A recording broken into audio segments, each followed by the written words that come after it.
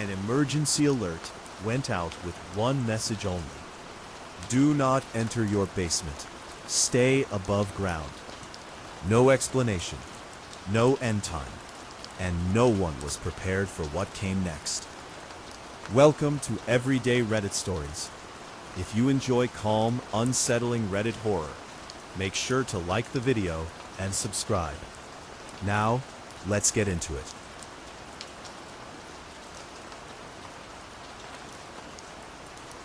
It was 10:31 when my phone buzzed. Emergency alert. Do not enter underground structures, such as basements. Stay above ground until the all clear. My husband looked up from his phone and stared at me. Did you just get up? Yeah, that's creepy, I said, glancing at the stairs. Our kid had fallen asleep for the night about an hour ago. What do you think's going on? I don't know, he replied. Could it be like a gas leak? Radon or something? We'd had a radon pump in our basement since we moved here. Maybe there was some weird influx of it, or something. I ran up the stairs to check on our 5-year-old daughter, as Luke flicked on the TV. Grace was sleeping peacefully, her blanket wrapped around her. I made sure she was breathing, comfortable, totally fine, before heading back downstairs. When I did, Luke was glued to the TV, which said the same thing. Black screen, pixelated white letters, blocky colors jittering along the top and bottom of the screen. Emergency alert. Do not enter underground structures. Maybe we should get out of here, I said. But it's late, and Grace has school tomorrow. Yeah, so, we'll miss school. We can go to my mom's. Luke crossed his arms and stared at the TV. He then flicked to CNN and other news channels. But whatever was happening here must have been local, because it was just the same political drivel re-airing from earlier in the day. There was not a blip of the emergency alert anywhere except the local news channel. I pulled out my phone and did some Google searches. Nothing came up. So I shot off a text to Lacey, the mom of one of Grace's friends, who lived in the next development over. We'd only lived here since the school year started, so it's not like I had a whole network of people to ask. She didn't respond. I think we should go, I said, grabbing a duffel bag out of the closet. What about work? Don't you work remotely on Mondays anyway? Yeah, but I walked over to our basement door. The chain was latched. I hurried into the kitchen, opened the drawer, and pulled out some postal tape. What are you doing? If it's radon or something, I don't want that stuff all in our house, I said, crouching along the bottom and taping the crack under the door. I think they'd evacuate us if that were the case. I looked up at him as I yanked another long piece of tape off the roll. Okay, so what do you think it is? He shrugged. When I'd taped all the cracks, I brought the duffel bag upstairs, filled with a few random outfits for me and Grace, along with my laptop and a few of her favorite dolls. Then I grabbed the cooler and loaded our leftover pasta and yogurts into it. Within 10 minutes, I was ready to go out the door. I'll pack up the car. Can you grab Grace? I asked. Luke went upstairs. I walked down the driveway, weighed down with bags. It was a chilly, clear night. Stars twinkled high above me. The street was exceedingly quiet. The tall, scraggly pines of the surrounding pine barrens stretching up to the sky. I heard the echo of a dog barking somewhere.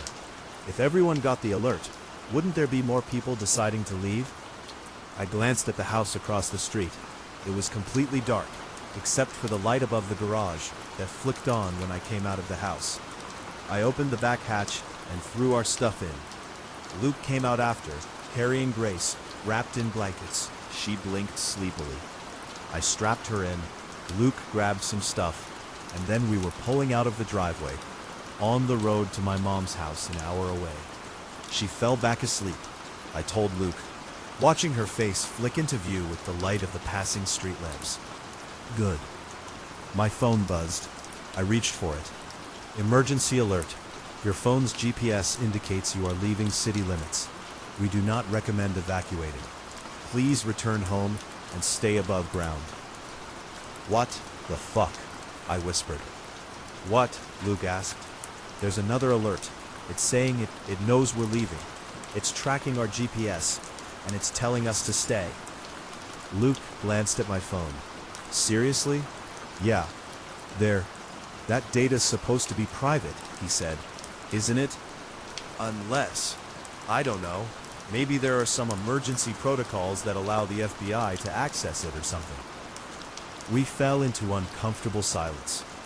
Luke clicked on the turn signal, switched lanes. You don't want me to turn around, right? He asked quietly. I glanced down at my phone. No, I don't. The highway was empty. Not a single car in sight. That made me uneasy. Surely other people would be evacuating. Unless they were all actually obeying the second message. But who even trusts the government these days? I did another Google search. No results popped up. I refreshed over and over again. Wouldn't something be on the internet by now? We were 5 miles out of town now. I should be relieved, but I wasn't. I leaned against the window, the cold glass pressed against my forehead. The pine trees flashed by, skinny and tilted, then gave way to a charred, barren patch of forest. Both sides of the highway were burnt to the ground. I'd read somewhere that some pine cones only opened in extreme temperatures, like from a wildfire. Fires and regrowth were part of the cycle here, part of the ecosystem, in flux between death and rebirth, like a phoenix. My phone buzzed, my heart dropped, but it wasn't an alert. It was a text from Lacey. Only 2 words. What alert? My fingers raced across the screen. Didn't you get an emergency alert, saying to stay above ground? No, Lacey didn't get an alert, I said. Luke paused. What? What if the alerts were only sent to our phones? I asked, my voice shaking. I glanced back at Grace, still peacefully asleep, head lolling softly with each bump of the car. Luke shook his head. That's crazy. No one can send messages like that. Just the government, or whatever. What if it's a trap? My voice shook harder. What if the only safe place was our basement? That's just your OCD talking, he said softly, empathetically. We're doing the right thing.